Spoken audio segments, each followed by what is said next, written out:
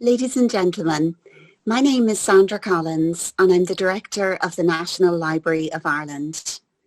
It's my very great pleasure to welcome you to this online event this evening, our first ever CENL webinar on the topic of inclusion in national libraries. CENL is the Conference of European National Libraries, and it comprises 49 national libraries in 45 European countries. So it's a huge amount of information, a huge amount of national memory across Europe. I'd like to thank the chair of CENL, Roly Keating, who's the Chief Executive of the British Library, and the Secretary of CENL, Marcy Hopkins, who's the Head of International at the British Library. They've set everything up tonight and really set up this webinar series going forward as well. So you're all really welcome to this event and we'd love to hear from you throughout the talks. So if you have questions or comments, we'd love to receive them on the chat function and we'll bring them into the discussion after the speakers have presented. So this is our first webinar and the topic is really on diversity and inclusion. And this is something that we talked about last year at our CENL annual general meeting.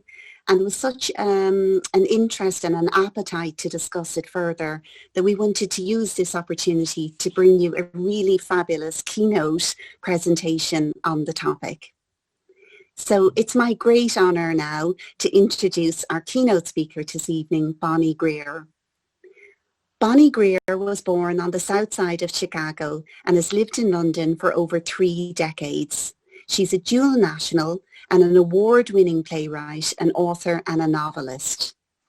She has been a member of boards of several arts organisations, including the Royal Opera House and Covent Garden. She was a trustee of the British Museum and deputy chair of that board. And at the invitation of the current director, Hartwig Fischer, she has returned to the British Museum to create with him a project around diversity and inclusion called the Era of Reclamation.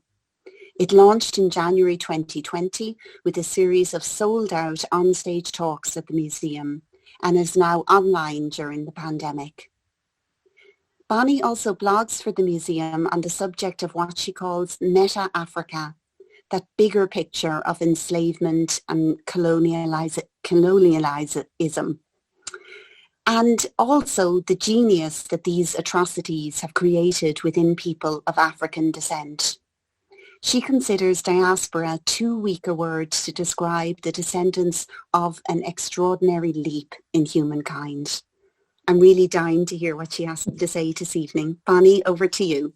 Sandra, thank you. Thank you very, very much. And you said everything I was going to say, so that's it. I prepared, and first of all, I want to say it's really wonderful to be here at the British Library. It's my second favorite place in London after the British Museum. And this really is it. This is not a backdrop. It's not a set. And I had a whole bunch of, like a long speech I wanted to give you all because I was invited to do the keynote. And then I thought, no, I'm just going to tell you what I feel and throw some provocations out, and we'll have a conversation around those things, or maybe not.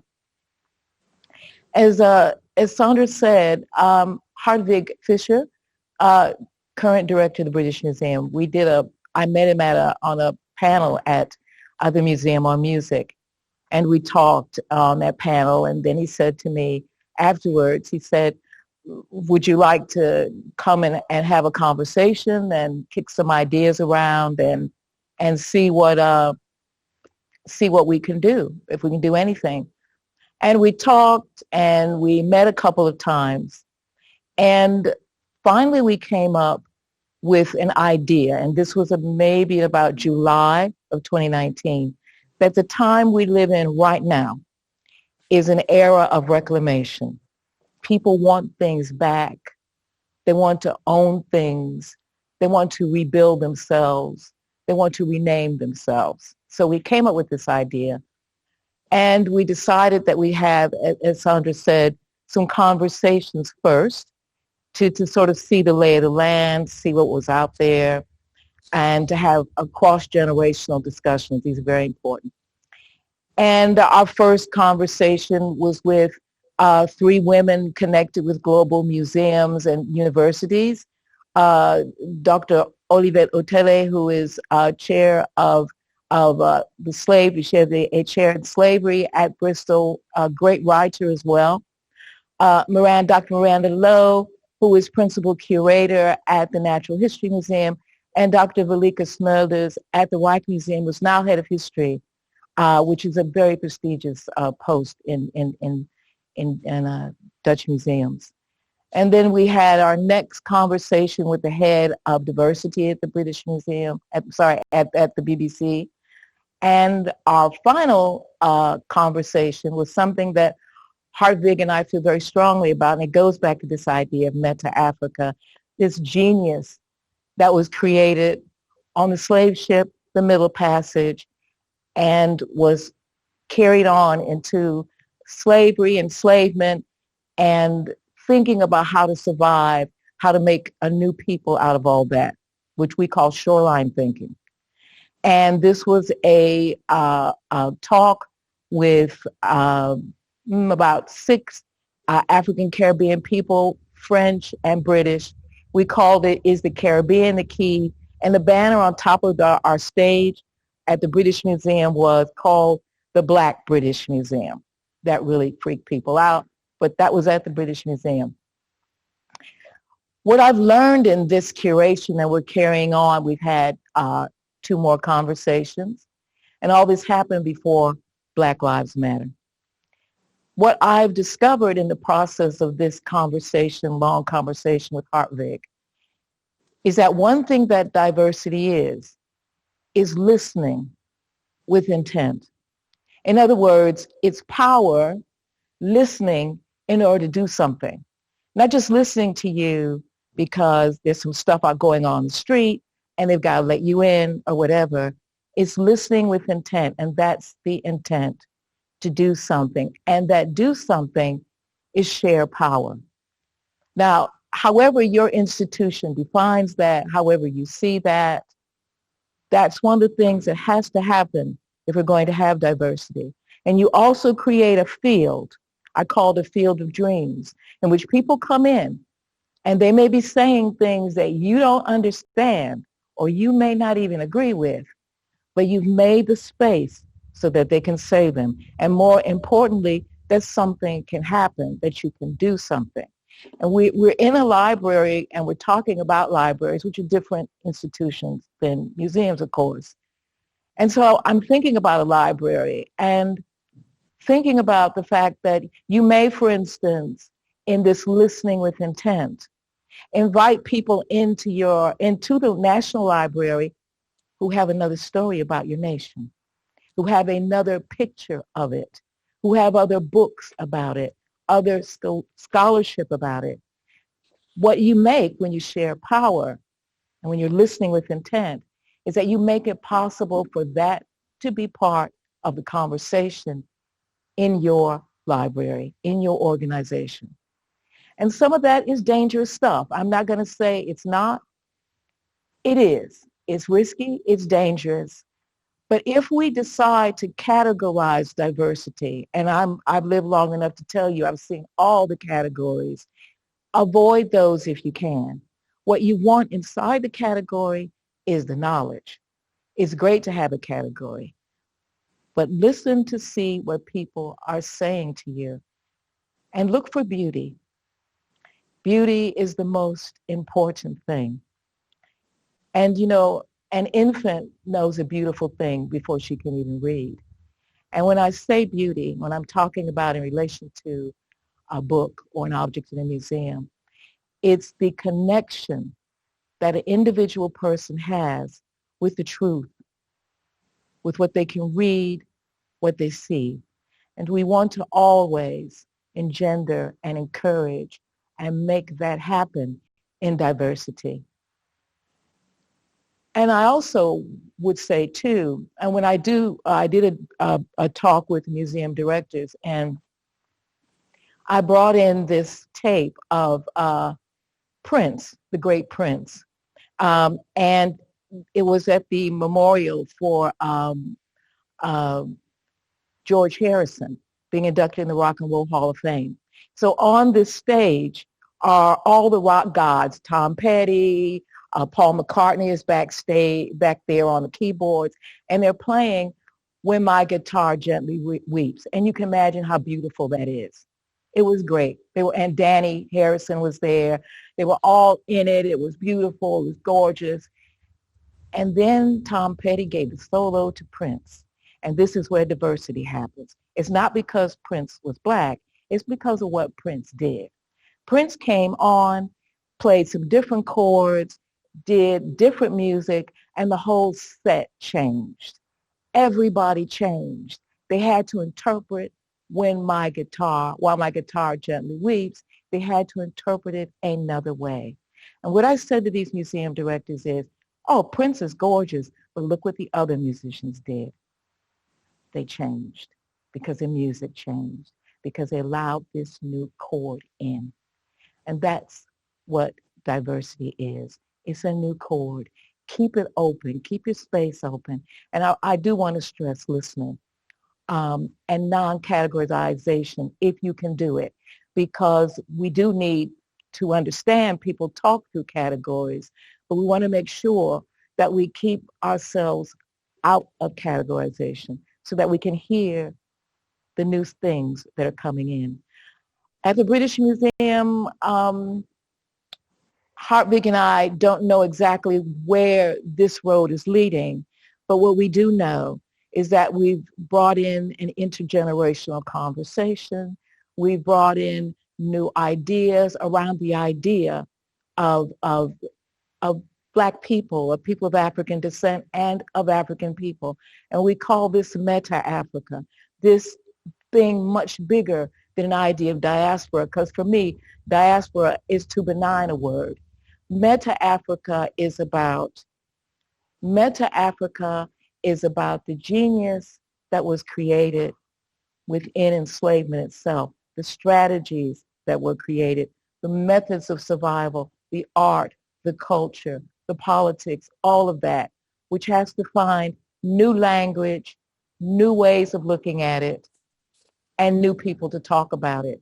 And that's what diversity is.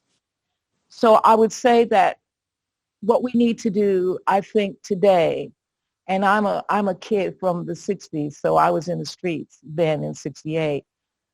What I would say that we need to look at the past, but move toward the future. Do the categorizations, think about where people fit, but also break out of it. And my last example is I'm a real champion of neurodiversity. People who have their brains are wired, or they function a different way. I love being in rooms with them because what they do is they reorder the space. They make us think another way. They challenge us. They force us to see another world. And that's what diversity does. We are in the throes of the angel of death. And we don't know what she's going to do or where she's going to go. But she's given us a new era. We are in a new world. So all the things that we think we know, all the directions that we think we're going in, those are over. And what diversity allows is this open field in which we can all function as human beings in our own language, in our own understanding, as we come together for unity and for peace and for progress. We honor our ancestors, those who went before us, and we honor those and we protect those who are coming after us. So thank you very much. Brilliant. Thank you so much, Bonnie. Really a lot to think about there. Can I ask you something before we go to our panelists? I have heard you say before about libraries and national libraries across Europe that there is an aspect of inclusion, which is that intersectionality of European history and memory. Is that something that you think we need to think about in the in CENL, in having this collective but distinct memory across all our countries and how we connect together as well? Well, one thing, that's a great question. I think one thing about memory is that, of course, memory is built. So it's not only sort of a thing that happens in your brain, it's also constructed.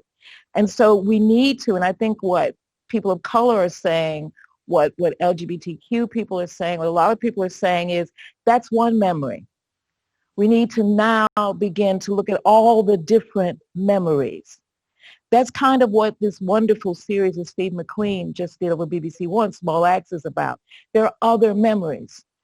And what a library has to do is include other memories inside of the national space, other stories, other national definitions. And when this happens, then you start to become diverse. And there has to be a mechanism within the library, not only of its own will, but also within the library that's built with other communities in which this information can be taken in and understood. Because it's, I've been in a lot of rooms where people are screaming at each other. I've been one of the screamers. And then all that happens is everybody's screaming and then they go, that can't work anymore. We need to find and make mechanisms. And we can do that through machine learning. We can also do that through conversation in which we find ways in which we can transmit those different memories and put them in a common language so that we can begin.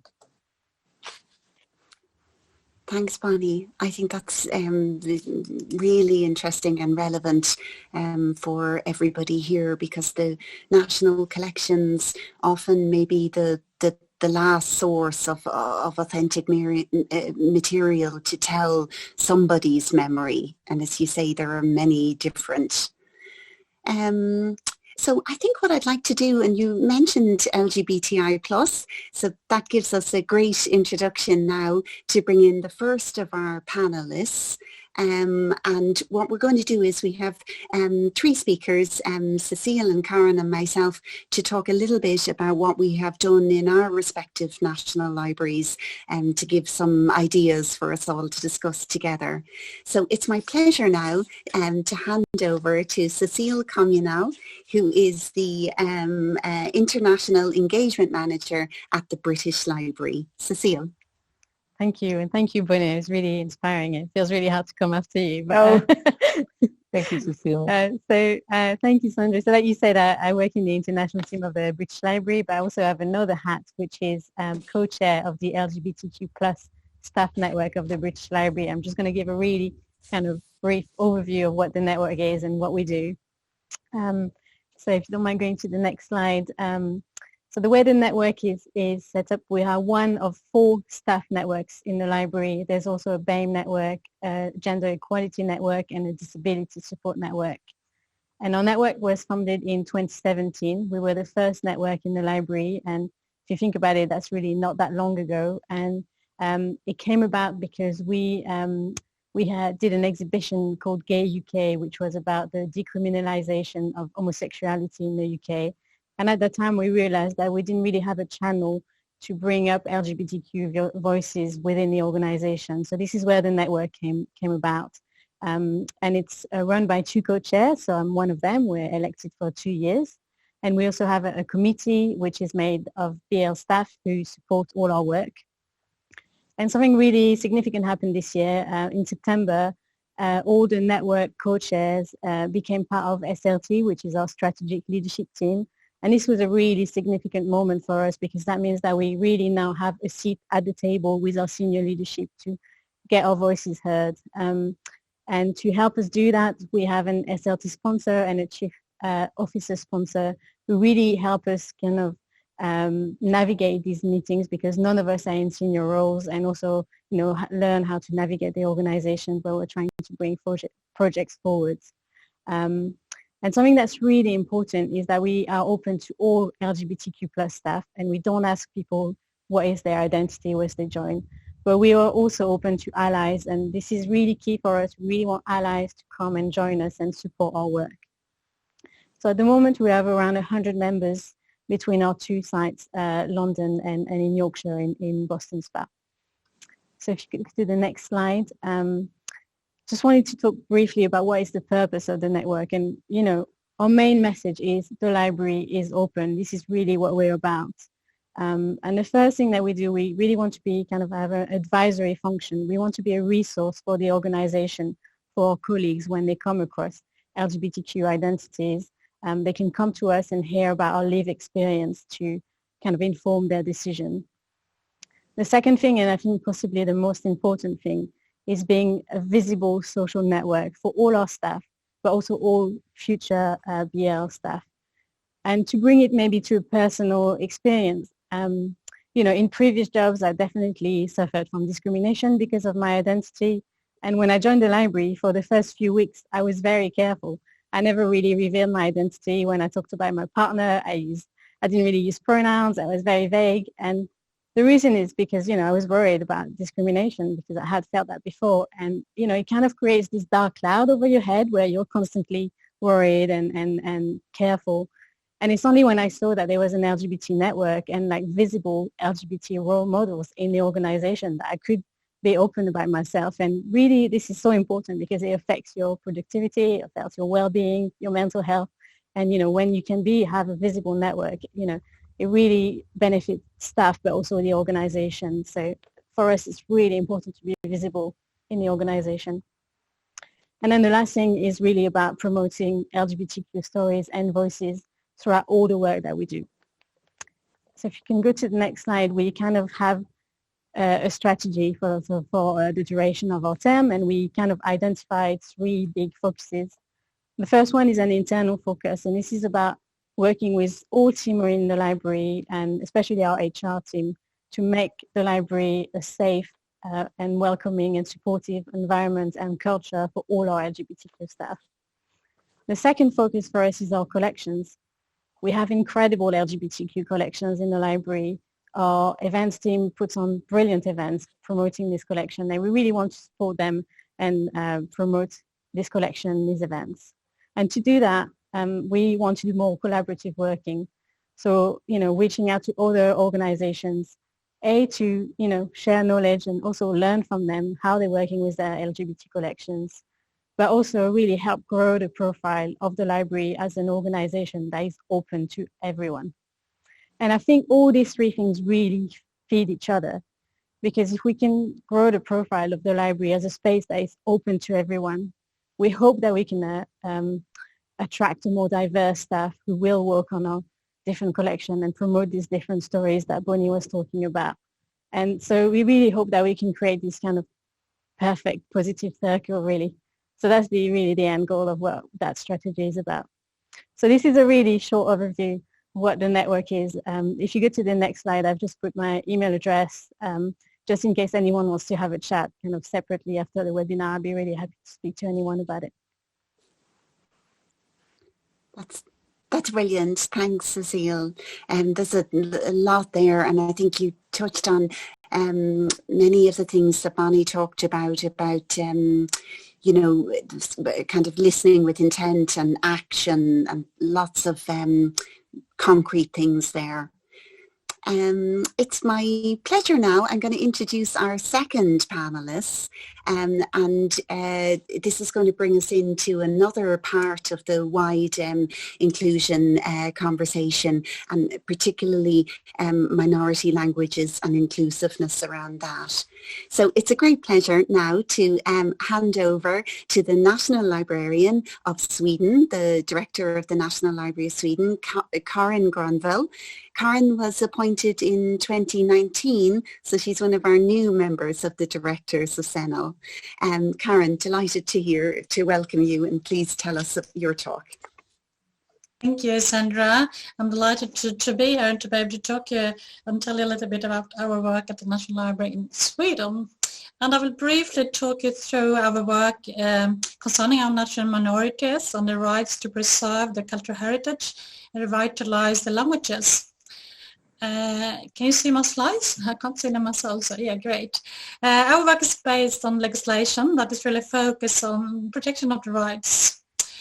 And according to the Act on National Minorities and Minority Languages from 2010, we have 5 minority languages. We have the Sami, the Meänkieli, the Yiddish, the Finnish, and Romani Chib. And the Sami is quite special, as is also an indigenous people recognized by the Swedish Parliament in 1977. And they have a special Sami Parliament that was founded in 1993.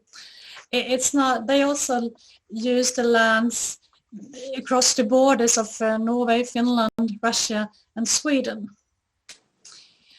Next slide, please.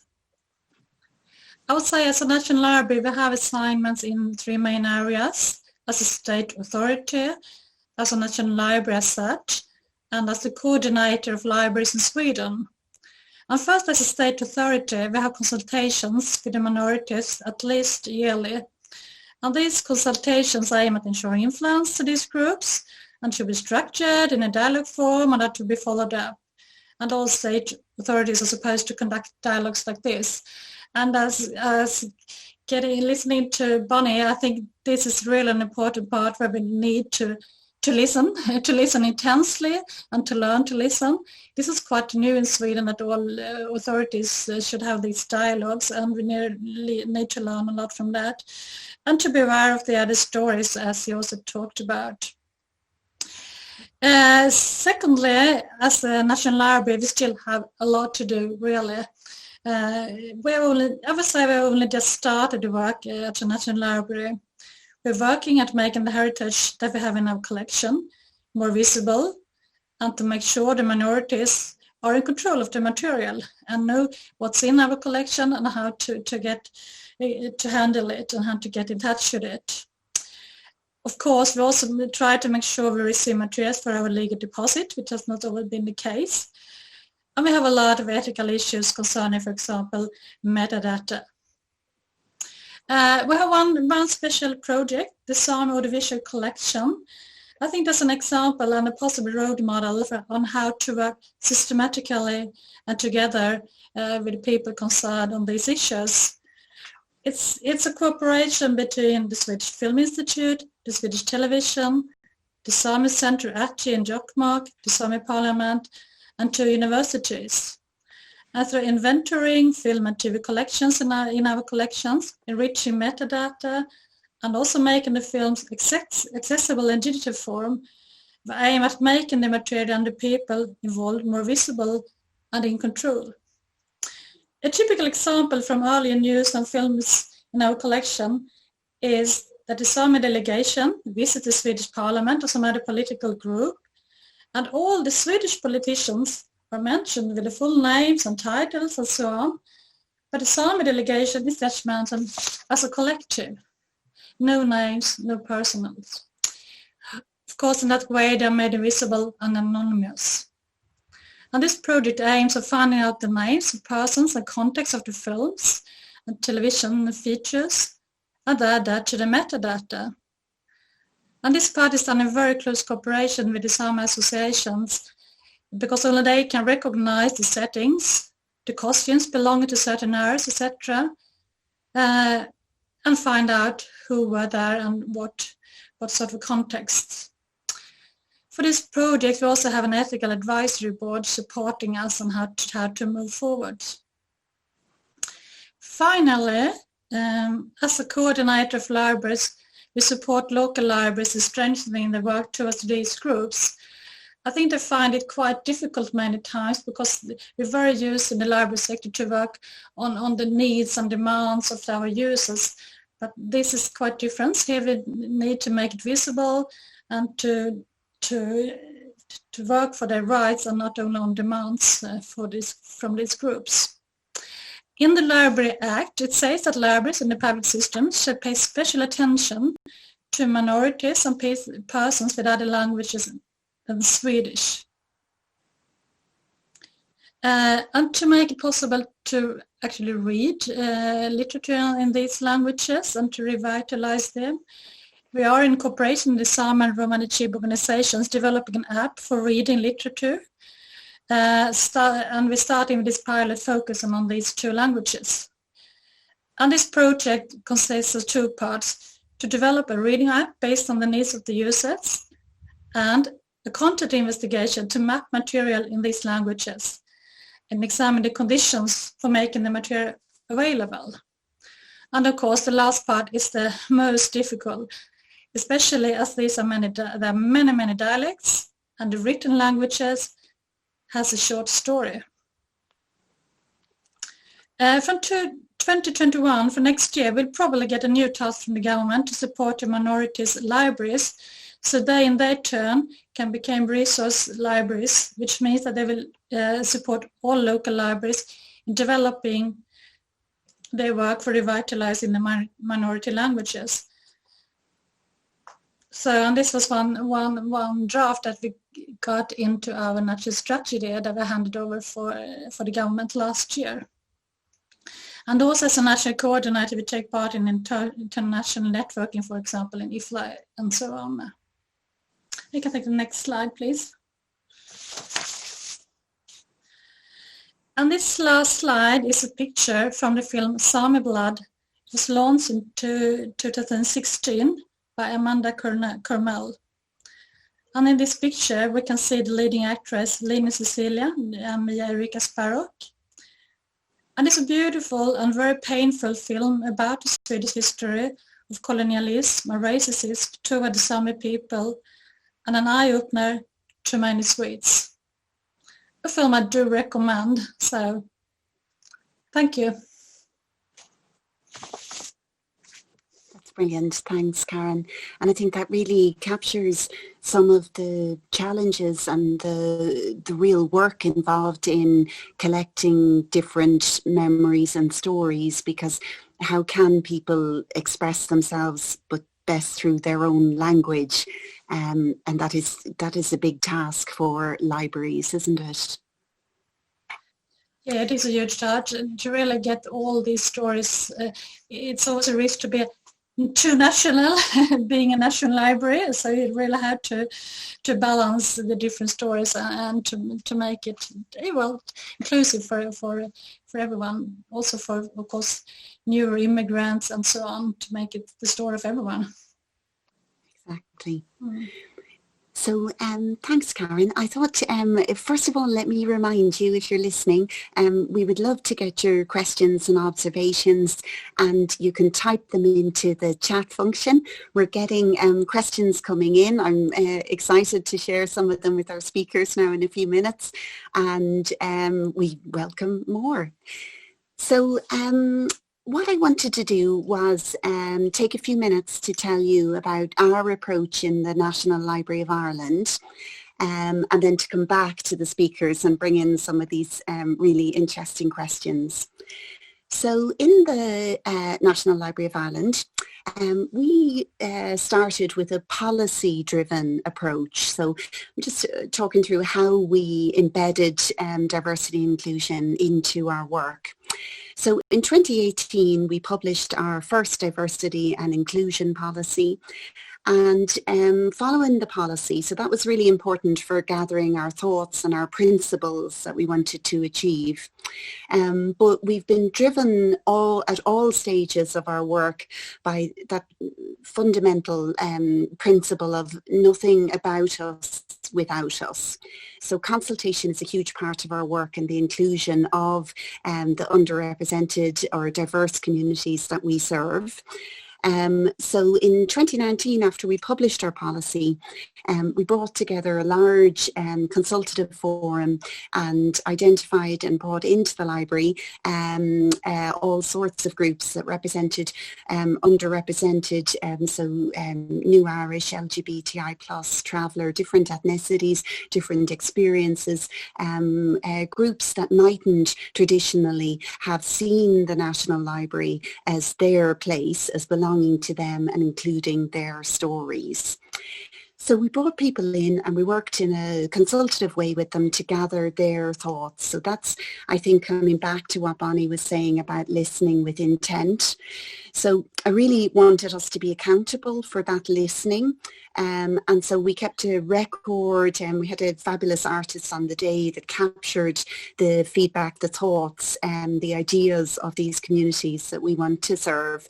And we brought it all together into a 3-year implementation plan. We published everything on our website as well. So I think an important part of building the trust with the communities that you're seeking to serve is transparency and openness, so that if somebody has taken the trouble and the time to give you their thoughts on how you can better include them, then you really want to see that and come back to it. And you may not be able to do everything that you're asked to do. It's certainly that it's going to take us a long time to do everything that we would like to do and that we've been put to us by the communities.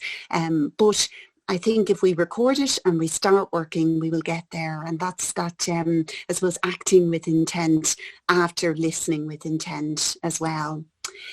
Then setting it up, this is maybe follows on from how Cecile is describing the LGBTI plus initiative in the British Library.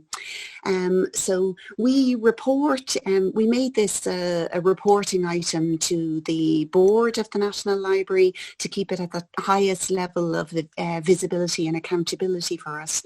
And we established a diversity and inclusion committee of volunteers from within the workforce of the library. So they're our staff, our team members, and I chair it myself. And we meet regularly, and it's been actually one of my favourite things as director of the National Library of Ireland, because it's such a positive, vibrant group, really wanting to do so much. So it's been, it's really tapped into an enthusiasm in the staff of the library, which is really lovely to see.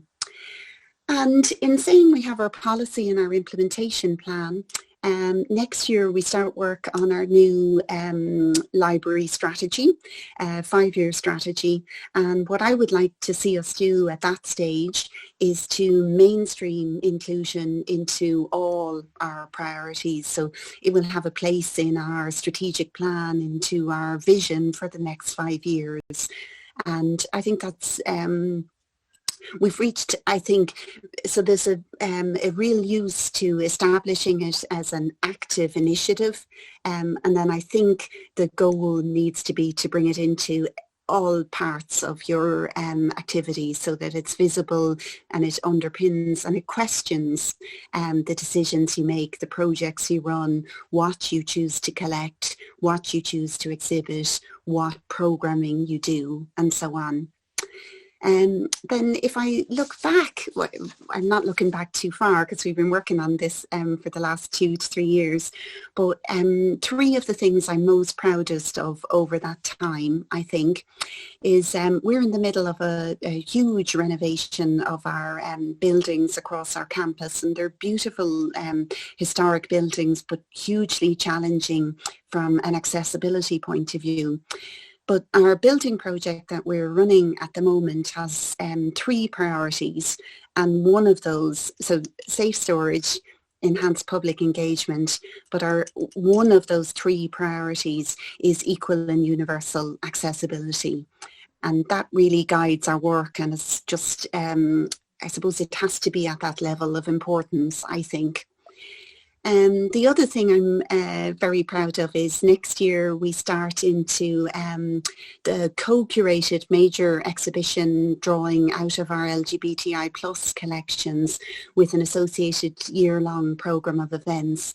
And that's all been co-curated, which I think is, again, that nothing about us without us. So you don't talk about a community without involving the community in their representation, in their collection and their representation of themselves. I think that's been a guiding principle for us as well. And then the third one that I've been so delighted with, and we're still in the middle of, is we've been working on our Born Digital collecting. So this is really, I guess, a new challenge for national libraries across the world, which is capturing material that has no physical existence. It's entirely digital. And in making the choices for our first three major Born Digital collecting initiatives, we focused on collections that would really place us well on the inclusion into the national memory. So we have a female commercial author, really fabulous writer, Marion Keyes. We have the Yes Equality photographic archives. That's all digital photography, capturing the Yes Equality campaign in the recent, we had a national referendum with regard to marriage equality, and which had the outcome that marriage equality is introduced in Ireland, and the photographic record of that campaign was one of our digital initiatives. And then the third one is a feminist initiative, capturing, it's called Waking the Feminists, and it was a major social movement across Ireland over the last 5 years, challenging the predominantly male representation and a vision for aspects of theatre and wider the cultural sector. So guiding all that, I think, to come back to, is that listening and acting, and the thing maybe I love the most out of what Bonnie was saying, which is about sharing power. So recognizing where you have power, you have the ability to change things, and opening that door and sharing it is just really the key to making and keeping change, getting us on a really sustainable future path as well. So that brief summary then, what we were doing there is Cecile and Karin and myself were talking about approaches or examples or case studies from our own libraries. But what I'm dying to do then is to come back to Bonnie and her keynote and bring in our speakers and give a chance to some of the audience to share their questions. So if I can do that, I'm going to start with you, Bonnie. So we got a few questions, and I'll kind of bring them in and out. A really important question, I think, and I think you nailed it on the head, because you talked about the different memories and different stories. And this question is an acknowledgement of something that maybe isn't understood everywhere, that histories and memories are constructed, that they're not objective, not, fundamentally objective. Absolutely. And really to ask you about that and to challenge us as libraries, what is our role in that, in educating around that? Absolutely. Thank you for that. That is great. I'm being here at the British Library reminds me, and I should never forget it actually, that this is the great center of Anglo-Saxon learning. Everything you want to know about the Anglo-Saxons, whatever you want to know about them in terms of literature, archive, it's in here. It's in this place. I love them. I love the Anglo-Saxons. I love the Queen. I just love them. Now, I should know better, having a dad who grew up in Mississippi, being chased around by the Ku Klux Klan. That sounds funny, but it's not. And they're calling themselves Anglo-Saxons, which I completely forgot about that. So what's happening in the United States now is that if you have a book, you want to write a novel about the Queen of the Anglo-Saxons, some publishers are scared about actually saying that, because there are communities who've experienced the word in an evil, negative way. Now, what are you going to do about that? What does an institution do about that? Like this. An institution deinstitutionalizes itself, and which is what diversity does. It deinstitutionalizes an institution. It blows it up. Now, what you do is you question the word. Maybe you have a conference, maybe you have provocateurs who come in and say, this is the Anglo-Saxons. We want to talk about cultural appropriation, everybody. They got culturally appropriated. And you open the word up and you allow different conversations, different points of view to come in. In diversity, it is important, and I have to just say this over and over, that what you're doing is dismantling your institution. You're not allowing anybody into it. You're not making room for them. You're taking it apart. Now, how you take it apart, what happens after you do it, is another thing. But when you bring people in who have different life experiences, and you're right, history is a construct, and it's usually told by the winners. When you take that on board, then you are looking at dismantling your institution. Now, I don't mean maybe literally, but there is a core, there's a thing about it. When you talk about a national library, there are all kinds of national stories. The Sami, for instance, I learned a little bit about them when I was in Norway briefly. That is an incredible story, and they are a nation. So whoever we are, if we start to have a conversation, and this is being done beautifully at the library, at your library, but can we begin also in all of these areas? In Ireland, in Dublin, I met tons of people from communities of color in Ireland who've got a whole lot of different stories to tell. That needs to be told, and they need to be inside the National Library, because that's a nation. LGBTQ, all of this. So we change the definition of nation, and we change the definition of how we look at a collection as a provocation to change the definition of nation. Thanks, Bonnie. I think that's really important and challenging for us. I have a question. I'm going to follow up because you mentioned the Sami, and I was struck by Karin's presentation, just thinking that a lot of the collections must capture some difficult and challenging material.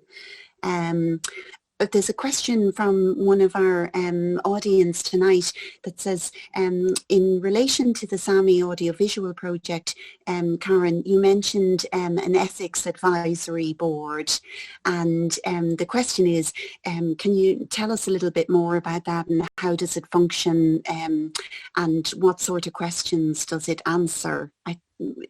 It seems like it could be a really important aspect of this collection of material.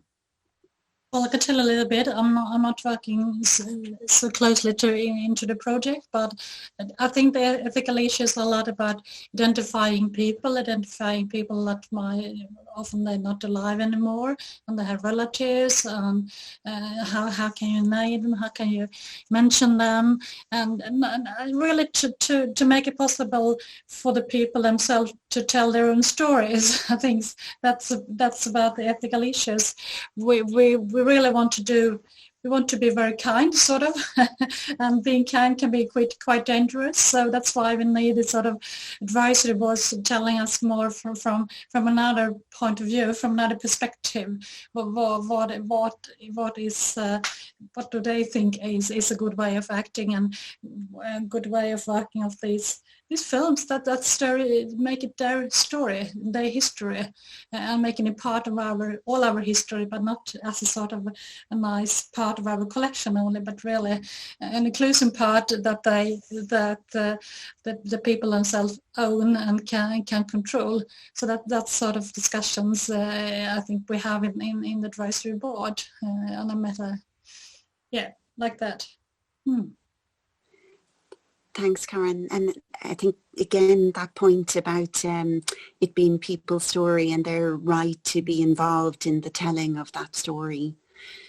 We have another question that I think I'll ask Cecile. Cecile, a question, and I think it applies to everybody, but there's something about the collections of the National Library and diversifying those collections, and I think also what we choose to exhibit and share. does that have a role in reinforcing social justice? Like, how does it fit with the political context? And particularly interested, say, to think about what you would say are the key achievements of what the LGBTI plus network has done with the British Library. Yeah, I mean, I think there's an interesting element for the LGBT community in terms of our stories with libraries. For a very long time, actually, our stories were illegal. Homosexuality was illegal for a very, very long time. And that means that a lot of our stories are maybe not here, or they're hidden. There's a lot of stories about secret language to talk about these LGBT stories. So I think we also need to think as a national institution, obviously this, for us, for our community, this was the state that made us illegal. So what does it mean for us to be a national institution that comes from that history? So I think I was really inspired, Bonnie, by I went to your first Era of Reclamation event, and what I loved about it is that, it wasn't shying away from difficult conversation, but there was a real atmosphere almost of healing in the room. You said, the first thing you said is, this is your museum. And if that really powerful, and I think for me, this is something that really important that we need to do as National Library, is also heal a little bit our stories and do that work. And then we should then really celebrate these stories. And then to talk about some of the achievements of the networks. First, I really want to pay tribute to my colleague, Rob and Liz, because I wouldn't be sitting here without them. They're the ones who set up the network, and it was, a lot of work to do that in the first place. And one of the first things that they did was go to Pride. And, it might sound a bit silly like this, but we go to London Pride, York Pride, and Leeds Pride, because this is where we have buildings. And it's actually a really important thing for two things. First, this is us coming to the LGBTQ community saying, the library is for you. This is your library. This is where your stories should be. And it's a really important thing to do. And the second thing is also creating a social moment for us who work in the library, and to really get together with our allies and celebrate, and having all our colleagues, our allies, going out to the world and say, we're proud of our LGBT colleagues. They really bring so much to the library. And, this year, all the prizes were cancelled, and we all really felt not having that moment.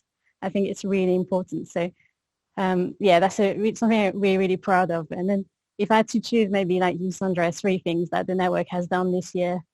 The first thing is we signed up to Stonewall. So Stonewall is a really big LGBT organization in the UK, which helps businesses and institutions to become more LGBT inclusive. And we signed up to their diversity champion scheme this year, and then helping us to become more inclusive. And this is something I'm really proud of. Another thing that we did, which is really fun, was drag queen story time. So like the name says, it's a drag queen reading stories to children. And it might sound silly, but it's actually a really fun event and a really good way to promote diversity and telling children that they can be who they want through literature. And I think this was the funniest day I've ever had at the library. It was absolutely packed. We had really diverse family. It was a really brilliant event. And then the last thing I want to mention is we've talked a lot about working with communities today, and nothing about us without us. And we reached out to CENL, which is the big association for librarians in the UK, and they just created an LGBT network last year. And so we reached out to them to see if we can do anything together. And what came out of this is a project called LGBT Lives Online. And it's a web archiving project to archive websites about LGBT stories. And this is such a brilliant example of us collaborating with organizations to enrich our collection and work with the community to make sure that these stories are saved for the future. So I think these are some of the really concrete things that we managed to do this year, being in lockdown. So I think, you can actually do a lot if you put your energy to it. So yeah, that would be. Sandra, may I say something quickly in response to what Cecile said? That was beautiful. The great thing about drag queens is that they perform femininity. And what they do is show us that it's a construct. And And when we open ourselves up to communities, diversity shows the constructs that we're all in. We're all in them. And I was so moved by what you were saying about, also Cecile, about just hiding parts of yourself. And you do that as a person of color. You just do, because that's how you are taught. It's how you live. What happens with diversity is that those secrets come out. You become yourself. In my conversations with Hartwig and with colleagues at the museum, I was able to say, this is your museum, because the connection that we were able to establish, taking those constructs apart, allows you to do that. And so that's extremely valuable. It's the most valuable thing, I think, is to see how we all perform our various roles. I think that's right, Bonnie, exactly. So we're talking about constructing memories and stories, and I think that is something fundamental that we need to ask ourselves. You know, where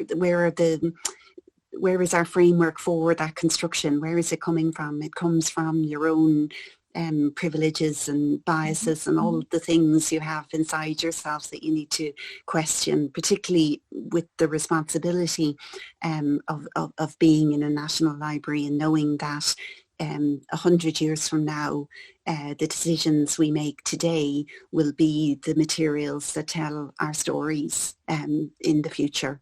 And a nation is the greatest performance that a people can perform. The nation. It is an utter performance. And right here in this country right now, I mean, I'm a citizen of two nations. I've got two theater pieces going on back and forth between my head. I mean, the sun never sets. And you watch these performances, and it's a question of who wins the role at back and forth.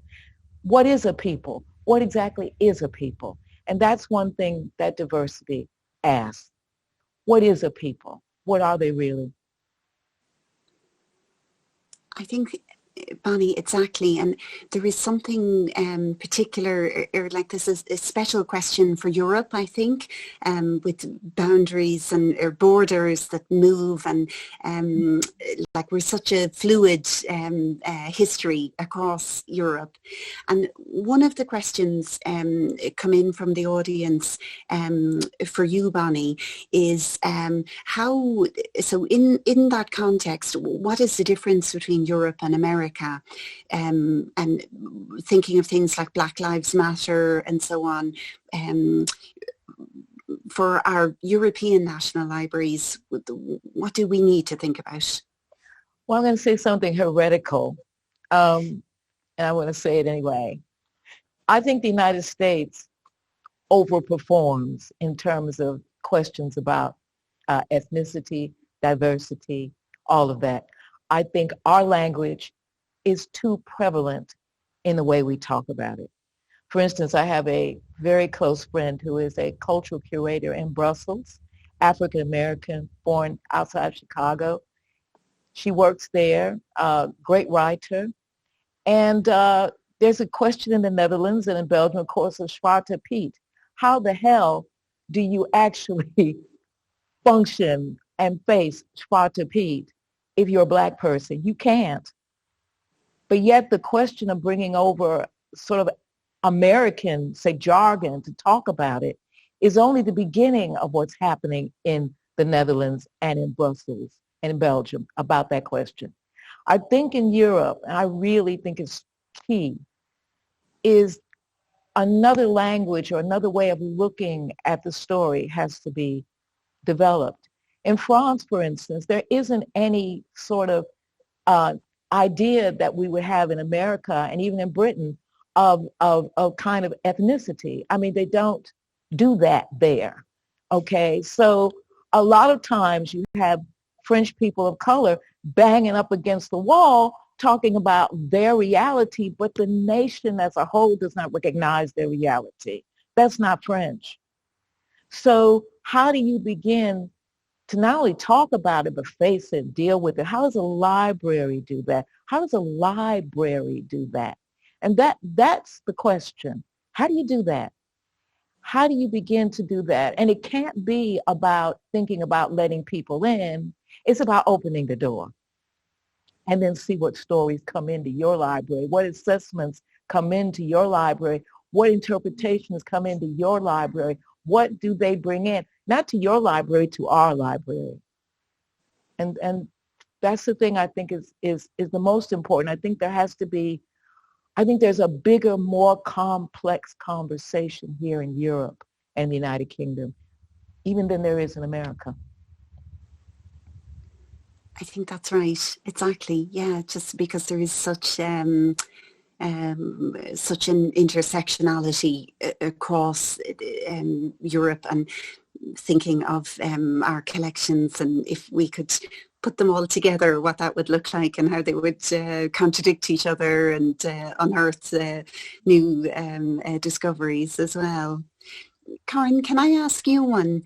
So a question came in, and it comes off Bonnie's challenge to dismantle the institution.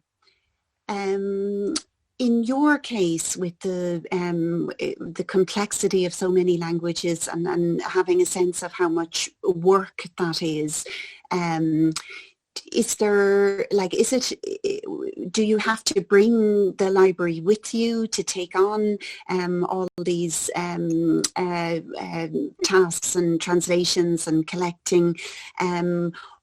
You mentioned, so you have legislation to make it so, but is there something about challenging the institution, the way things are done, and how do you embed that into the work that you do?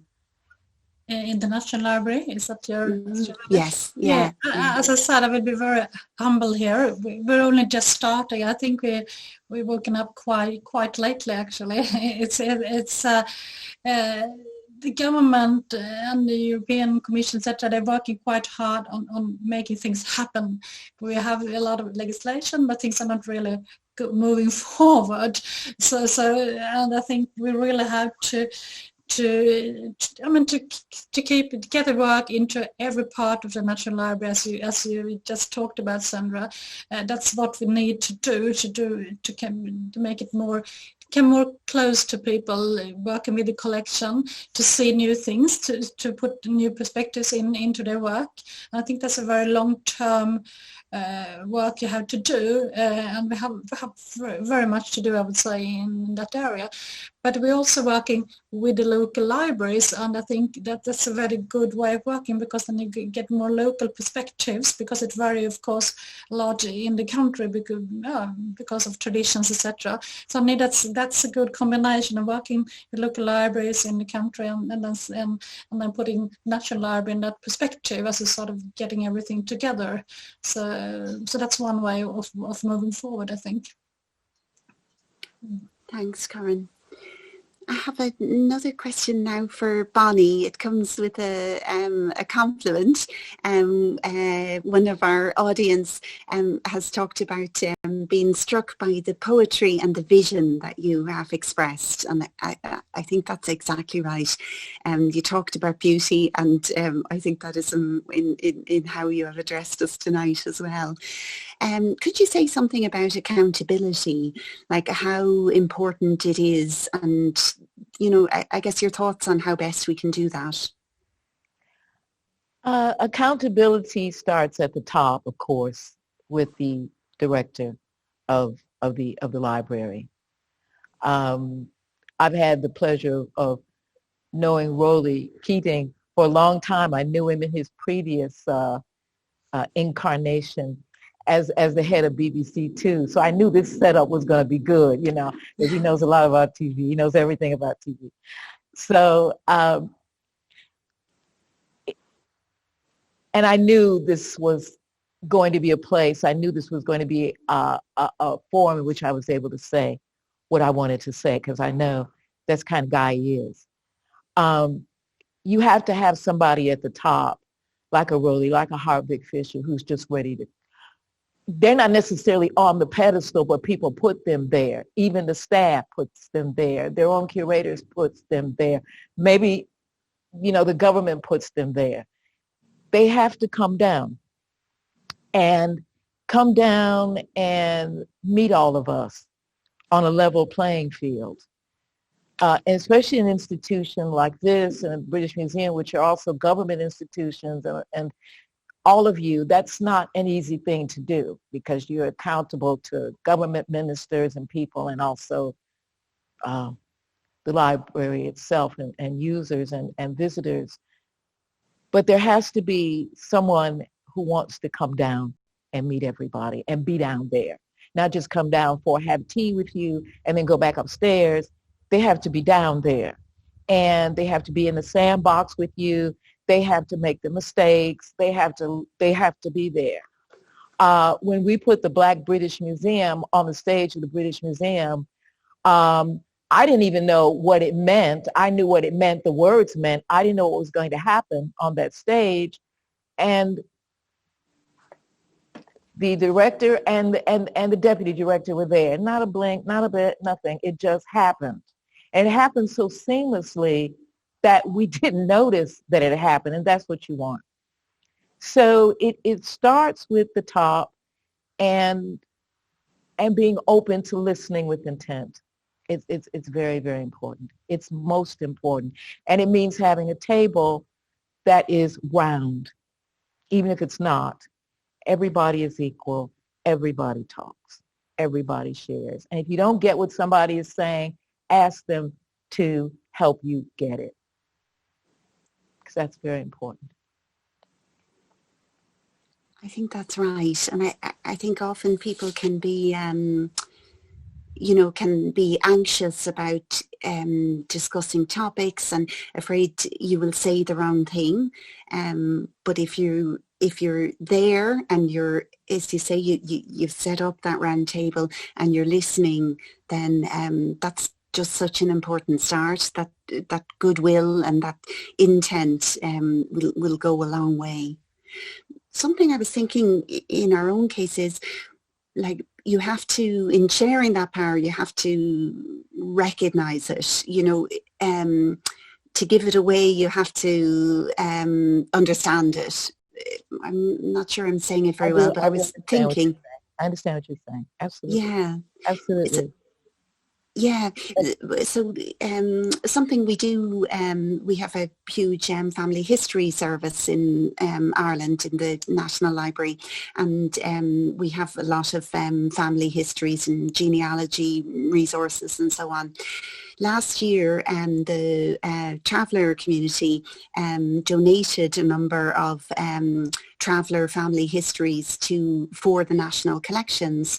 And in one way, this isn't, sorry, I should say in Ireland, travellers are a recognised ethnicity, only recently recognised, and a group that is quite discriminated against in society and has poor outcomes on life expectancy and socioeconomic and education. It's not a level playing field. So one of the things in receiving the donation of the family histories, the traveller family histories, was in some way it's a very small thing. We add to our national collections every year. It's a normal thing for us. But in another way, in making kind of a ceremony to receive the donation, it was important to say, like, that this family history is a part of Irish history. It is, we value it, we will keep it safe forever. And it's something about, I suppose, being visible and sharing your platform and using it to the widest inclusiveness that you can. I think it's important. Yeah. Can I say something really quickly? As a former trustee, I'm thinking about all three of you now. I think sometimes trustees or directors, I mean, our job is to keep the place open and raise money and everything.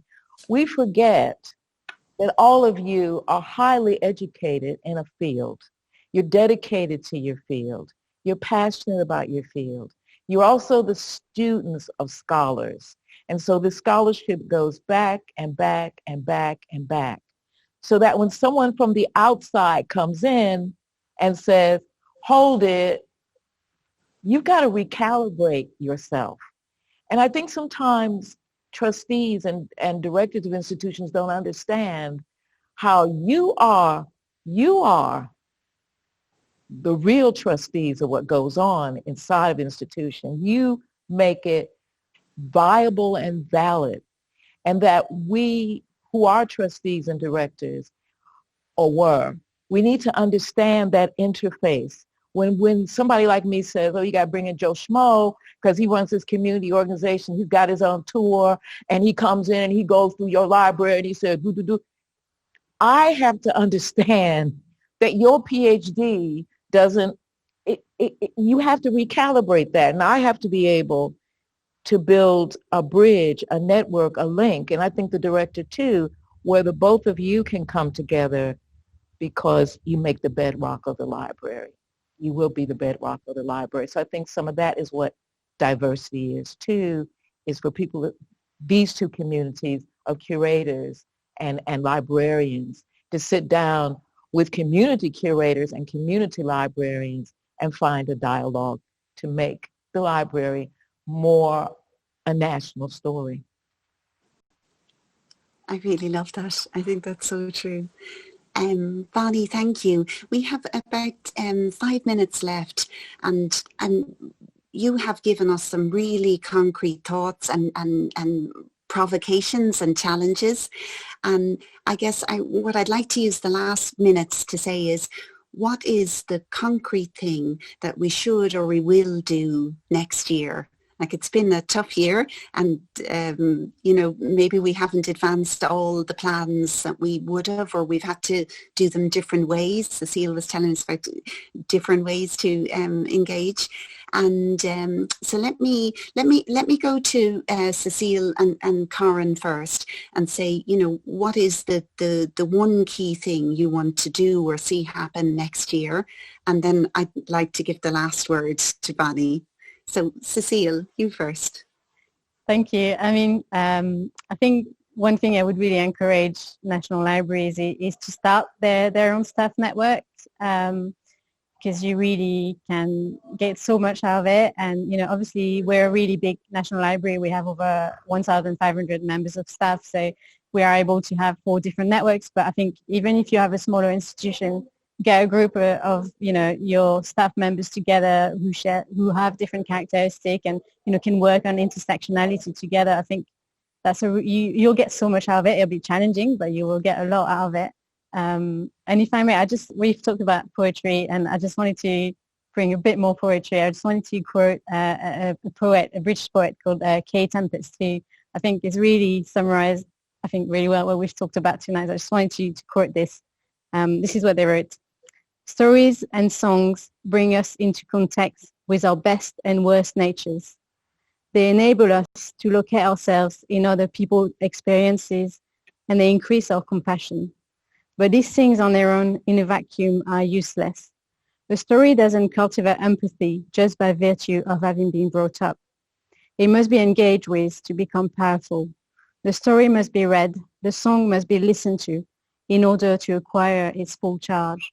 And I think this really summarized really well the role of national libraries. These stories are here, and we need to engage with them, and we need to work with our communities to engage with them and make these stories powerful. And it will be not an easy road, but it will help us build empathy with other people. And really, I think this is a way for us to become, less divided and use these stories to do that. And just to finish, Bonnie, you talked about music as well. And, I think music is actually such a great example of what diversity can do. If you think about it, a guitar is really different from a drum kit, and it's really different from a piano. But when you put all these things together, it creates this incredible thing that is magic, that is music. And I think, if we can celebrate diversity in our organization, we can create magic. That's brilliant, Cecile. I love that. I want to see your libraries ringing with music or make a greater sound together. Karin, and what about you? What would you advise? What do you want to see happen next year? Yeah, it's been very inspiring listening to you, and I think really this, to keep your eyes and ears open and really listen intensely. That's what I think is really important. Also to move behind this shame we really have for the history. When I grew up more further south in Sweden, I nearly never heard about the Sami people. There were some people with nice, colorful clothes. That was all I knew about it, and that's really awful.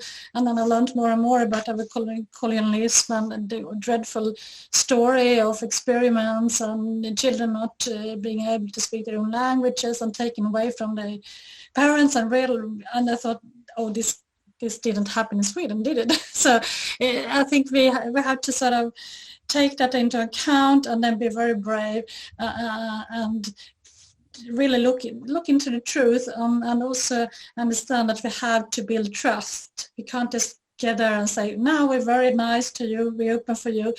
We need this trust building, and that takes time.